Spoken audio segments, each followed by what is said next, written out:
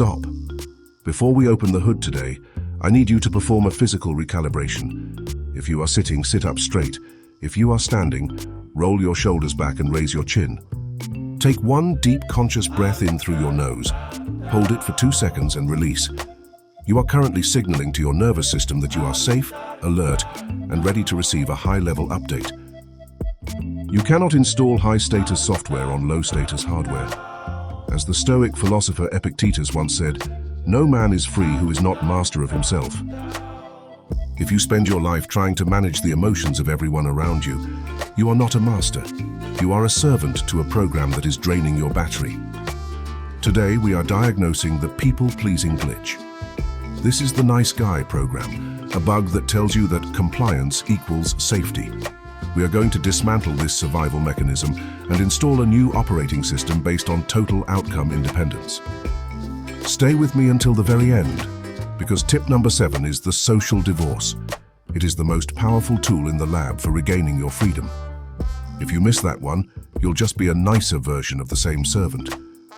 I also want to take a moment to thank the mind mechanics who have joined the lab. Every subscription tells the algorithm that this specific brand of social engineering is needed.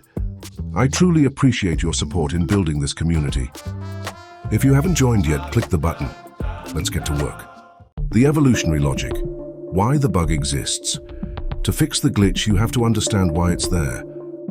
From an evolutionary psychology perspective, your brain is terrified of social exclusion. 50,000 years ago, being cast out of the tribe was a literal death sentence. You couldn't hunt alone, and you couldn't defend yourself alone. Consequently, your amygdala, the brain's alarm system, is hardwired to treat a frown from a peer with the same level of threat as a predator in the tall grass. In the modern world, this survival code is outdated. Your brain is running a fawn response, a neurological reflex where you try to appease others to avoid a conflict that doesn't actually threaten your life. You are sacrificing your identity to stay safe in a world where you are already secure. It's time to delete the code. Blueprint 1, the no muscle calibration. The first glitch is a weakness in your boundary hardware. Most nice guys have an auto-response programmed to say yes before they even process the request. Your brain is trying to avoid the micro spike of cortisol that comes with a no. The upgrade. You need to build the no muscle through progressive loading. Start small. Say no to things that don't matter. The extra sauce at a restaurant, the invitation to an event you don't care about. Notice the spike of anxiety, and then notice how it fades. You are teaching your nervous system that the world does not end when you refuse a request. Blueprint 2, the validation leak. You're currently running a program that treats other people's opinions as high-value data and your own as draft data. You check the room to see if your joke landed. You look for a nod before you finish your point. This is a validation leak. The upgrade. Practice self-sourced certainty. In your next interaction, make a statement and purposefully don't look for a reaction. Keep your eyes steady or look away.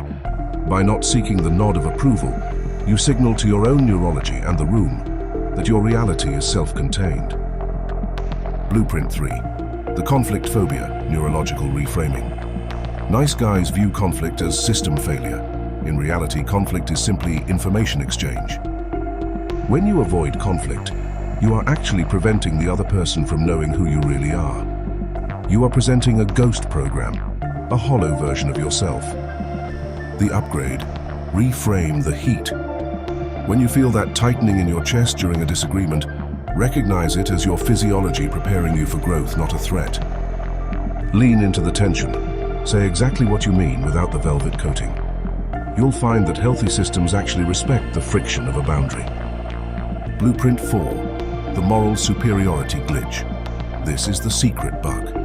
Many people pleasers think they are nicer or better because they sacrifice themselves for others. But in the lab, we call this covert manipulation. You're being nice because you want a specific result.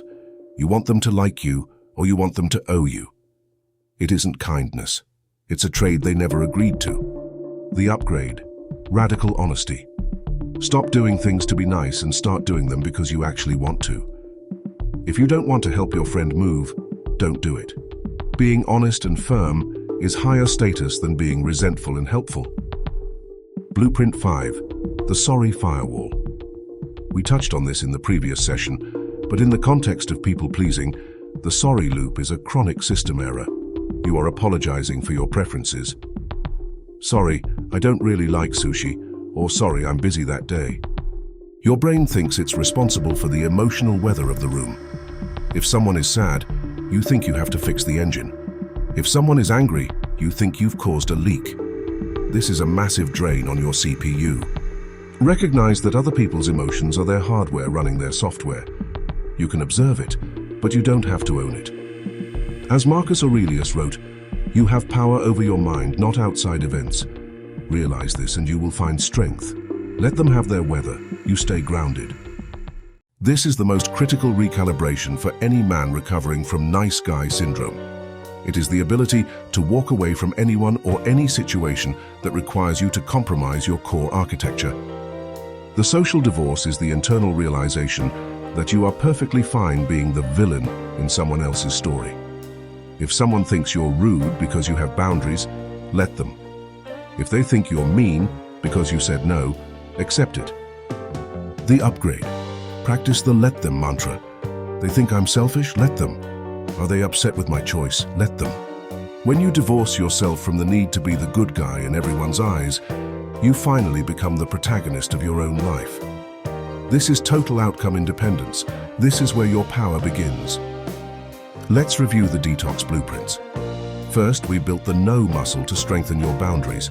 Second, we stopped the validation leak by sourcing our own certainty. Third, we reframed conflict as a necessary exchange of data.